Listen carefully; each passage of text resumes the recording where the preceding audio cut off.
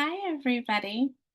So every week during service, I tell a story, and it's one of my favorite pieces of my job because stories provide us with so much. We can learn from them, we can grow from them. And one of the things that often happens when we hear a story is we identify with the characters in the story, right? I'm sure we've all heard a story where we thought, I want to be that hero, or I want to be that princess, or I could defeat that monster. It happens all the time. It's one of the beautiful and powerful things about stories. In a second, I'm going to tell you a story, but I have a favor to ask you. The favor is try as hard as you can not to identify with the people in the story. And I know that seems like a weird request, but I will explain why at the very end. So, with that in mind, here we go. Once upon a time, there was a child and their parent. Now, this particular child loved to play with toys. And this child had a very specific way they liked to play with their toys. They would pick them up and drop them down, pick them up and drop them down, over and over and over again. This was how they played. And the parent understood that. But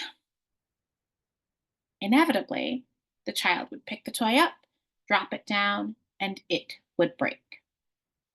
Sometimes in a day, sometimes in two, sometimes after about a week and a half. But more often than not, after about 14 days of the child playing, where they would pick the toy up and drop it down, pick the toy up and drop it down, the toy would break. So the parent created a plan. They said, after 14 days, this toy is broken and I have to go and get a new one.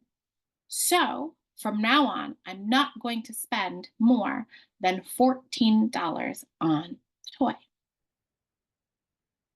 So one day, after a toy had been picked up and dropped down and broken, the parent found themselves at the toy store. Now, they were a pro at this by this point. They would go right past the aisles of the more expensive toys to the aisles with the toys that were $14 and less. And that was where they were headed this day. But something caught their eye on the way: a Tonka truck. They looked at it briefly and went, no, absolutely not, and kept on walking. They found themselves in the aisle with the less expensive toys, but something kept calling them back to that Tonka truck. So, against their better judgment, they returned to the aisle with the Tonka truck, which again was way more than the $14 they had planned on spending. But something inside them said, this is the toy you should purchase. So they did, knowing full well that when they brought it home, their child would pick it up and drop it down, and then it would break. And they said, you know what? It's okay. So when they got home, they gave the toy to their child, and the child was so excited. And the very first thing they did was pick it up and drop it down. But to their surprise, it did not break. As soon as the Tonka truck was picked up and dropped down, it rolled forward and then went vroom, vroom, vroom, steadily along. The child ran after it, picked it up, dropped it down. This time it rolled backwards and then went vroom, vroom, vroom, steadily along. Over and over and over again, the child played, where they would pick it up and drop it down. Sometimes it flipped forward, sometimes it flipped backwards, sometimes it went to the right, and sometimes it went to the left. But no matter which direction it was flipped or tossed, it would steady itself and then go vroom, vroom, vroom, slowly puttering along. The child played all day with the Tonka truck. and then all day the second day, and the third day. Over and over, the child picked it up and dropped it down. By day 6, the parent was getting kind of surprised. By day 10 and 14, by day 20, this Tonka truck was still intact after being picked up and dropped down. The toy went. Over and over again, the child played, and to the parent's surprise, after day 20, and then 40, and then 50, and then 100, and then 200, and then 300, 400, 500, the truck kept going. Eventually, the child outgrew the toy and it got shoved away into some closet, as happens with children and toys. And years later, the child and the parent were cleaning things out and they stumbled across the Tonka truck. The parent looked at the child and said, "Do you want to keep this?" The child said, "No, I've outgrown that. Let's donate it." And so they put it in with all the rest of the things to be donated. And on the day they arrived at the donation center, as they were walking in, the child thought, just one last time.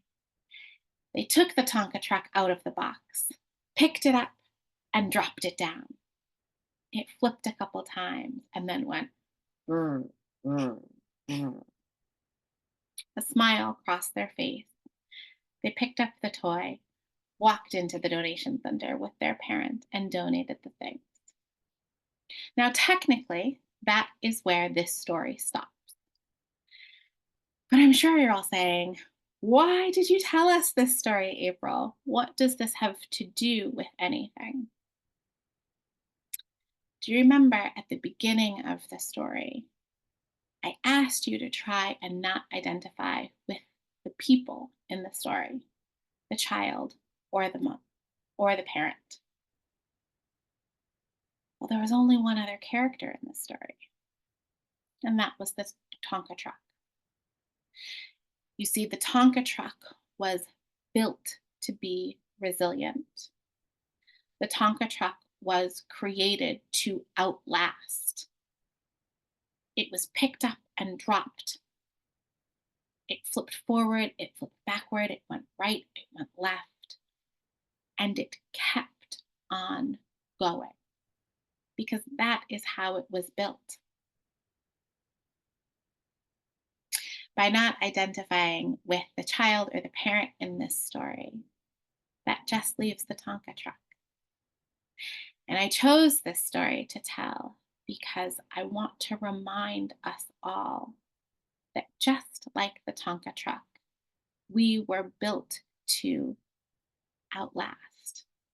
We were built to be resilient. Life has a way of picking us up and dropping us down, of knocking us off our center and sending us flying forwards or backwards or left or right. But when we trust in ourselves, when we trust in our resiliency, we know that we were created to outlast, to withstand. At the end of the week, or at the end of the story, I always give a challenge for the week to come, or the days to come, or the months to come. This week is a little bit different. I don't have a challenge for you because I think we are all feeling challenged enough as it is. Instead of a challenge, I have a hope and a wish for you. My hope and my wish is that you remember that you too are like the Tonka truck, that we were built to be resilient, that we can and we will withstand. When life picks us up and then drops us back down, we will find a way to keep going, even if it is ever so slowly, along. That is my hope and my wish for you in the weeks and the days and the months to come. That you trust in your resiliency, that you trust that you were built to endure.